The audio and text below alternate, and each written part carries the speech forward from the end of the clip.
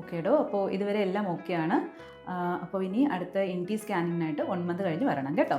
Doctor, നമ്മളിങ്ങനെ ഇടയ്ക്കിടയ്ക്ക് scanning ചെയ്തിട്ടുണ്ടെങ്കിൽ ശരിക്കും പറഞ്ഞാൽ ബേബിക്ക് എന്തെങ്കിലും പ്രോബ്ലം ഉണ്ടാവുമോ? നമ്മൾ ശരിക്കും അൾട്രാസൗണ്ട് എന്ന് പറയുന്നത് ശബ്ദ തരംഗങ്ങൾ യൂസ് ചെയ്തിട്ടാണ് സ്കാൻ ചെയ്യുന്നത്. അപ്പോൾ ഇത് കാരണം ബേബിക്ക് റേഡിയേഷനോ മറ്റു ആപത്തോ ഒന്നും ഉണ്ടാവുന്നില്ല. അപ്പോൾ നമ്മൾ ഈ സ്കാനിങ് യൂസ് ചെയ്തിട്ടാണ് ബേബിയുടെ ശരീരഘടനയും ഗ്രോത്തും ഹാർട്ട് ബീറ്റും ഒക്കെ നമ്മൾ മോണിറ്റർ ചെയ്യുന്നത്. അപ്പോൾ സാധാരണ നമ്മൾ സ്കാൻസ് ഷെഡ്യൂൾ ചെയ്യുന്നത് ആദ്യത്തെ മാസത്തിലൊരു 6 മുതൽ 8 ആഴ്ചയ്ക്കകത്താണ്. അപ്പോൾ ഈ സ്കാൻ കൊണ്ട് നമ്മൾ ഉദ്ദേശിക്കുന്നതെന്ന് വെച്ചാൽ യൂട്രസിൻ്റെ അകത്താണോ പ്രഗ്നൻസി അല്ല പുറത്താണോ, ബേബിയുടെ ഹാർട്ട് ബീറ്റ് വന്നിട്ടുണ്ടോ, ഡേറ്റിംഗ്, അതായത് കറക്റ്റായിട്ട് എത്ര ഡ്യൂറേഷനാണ് പ്രഗ്നൻസി ആയത് എന്നൊക്കെ അസസ് ചെയ്യാൻ വേണ്ടിയിട്ട് നമ്മൾ ഈ ആദ്യത്തെ സ്കാൻ ചെയ്യുന്നത്. പിന്നെ നമ്മൾ രണ്ടാമത് നോക്കുന്നത് ഈ 3 മാസത്തെ NT സ്കാനാണ്. അപ്പോൾ അതിൽ നമ്മൾ കുഞ്ഞിൻ്റെ ഏർലിയറായിട്ട് കാണാൻ പറ്റുന്ന വൈകല്യങ്ങളും കുഞ്ഞിൻ്റെ ക്രോമോസോമൽ അനോമലീസും ഒക്കെ ഡിറ്റക്ട് ചെയ്യാനായിട്ടാണ് നമ്മൾ ഈ NT സ്കാൻ ചെയ്യുന്നത്. അപ്പോൾ സ്കാനിങ്ങിനെ കുറിച്ച് ടെൻഷനൊന്നും വേണ്ട.